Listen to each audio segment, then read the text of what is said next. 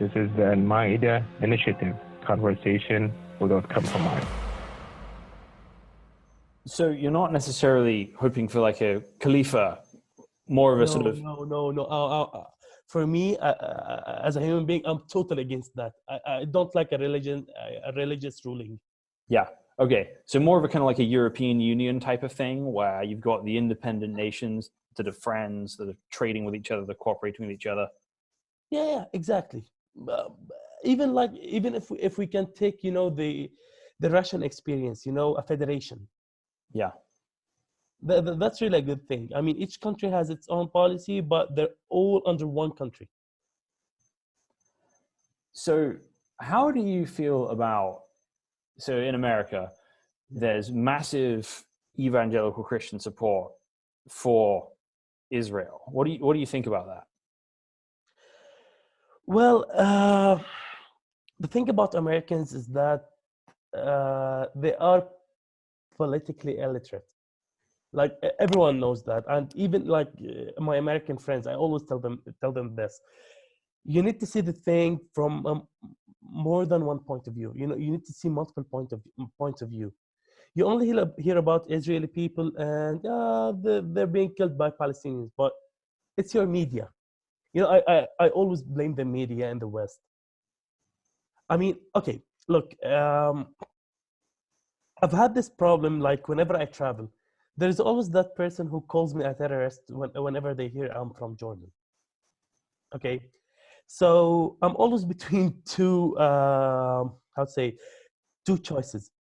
I either educate them and it's not gonna work. I've seen that multiple times, or make fun of that situation.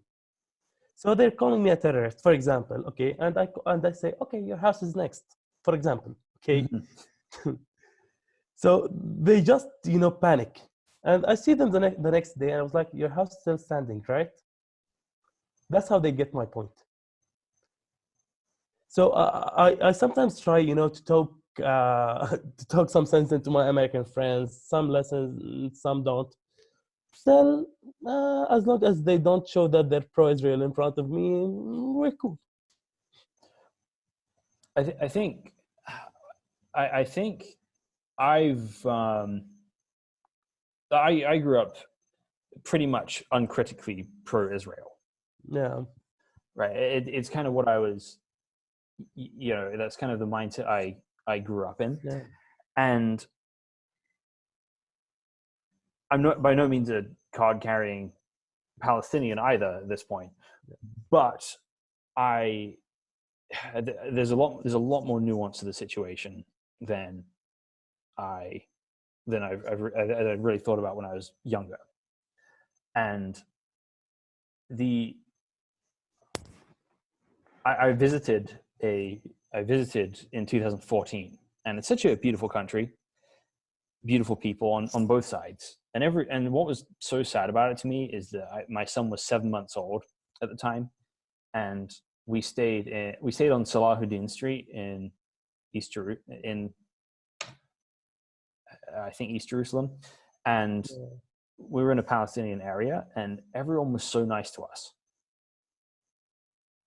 Everyone was so kind and hospitable and treated us like humans, and everybody loved our 7-month-old baby. And when we went to Israeli areas, they do the same. Yet somewhere that they wouldn't do that for each other. I mean, and some people would, right? Yeah. But there's something that's missing there.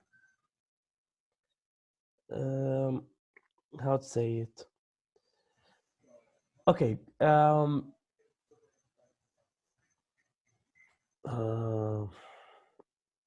They've been killing each other for a long time. Okay.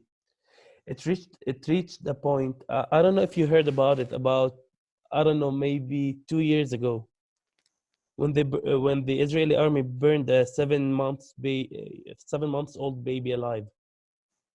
Yeah, I heard about that. Yeah, it was during the time where there was this hashtag, they burned him alive. So basically, I guess it's for them that for Israeli people, they always try, to show themselves as victims and as good people.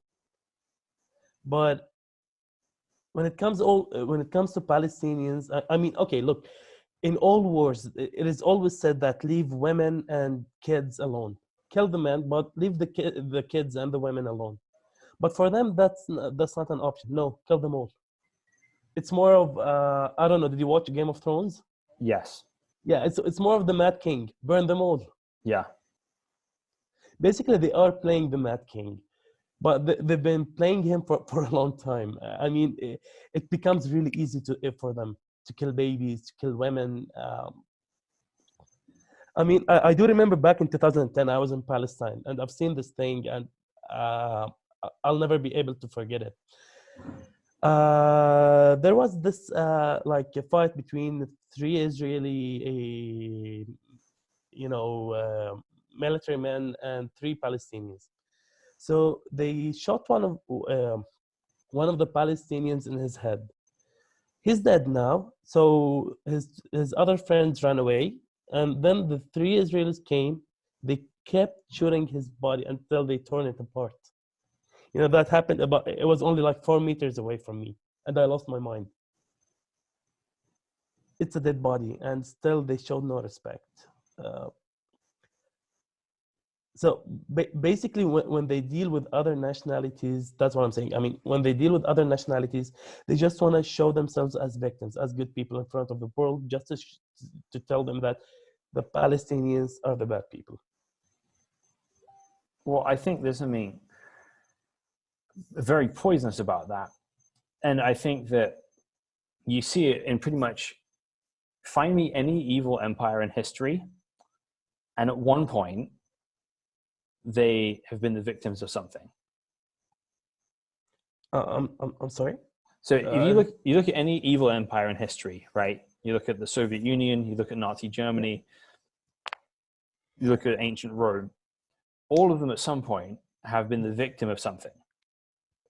True. And when you're in this victim mentality, it's really easy to think, okay, I'm the victim, I've been wronged, and whatever I do to make sure I survive is justified. And you continue that on, right? So when I look at the situation, and everything you're saying is awful, and on probably a smaller scale, but those things have happened in the other direction as well. Because when bad things happen to you, just as an individual, you then start using those to justify your own bad behavior as well. And while everyone keeps doing that, there's never any solutions to it. Okay. Who started doing wrong to the other?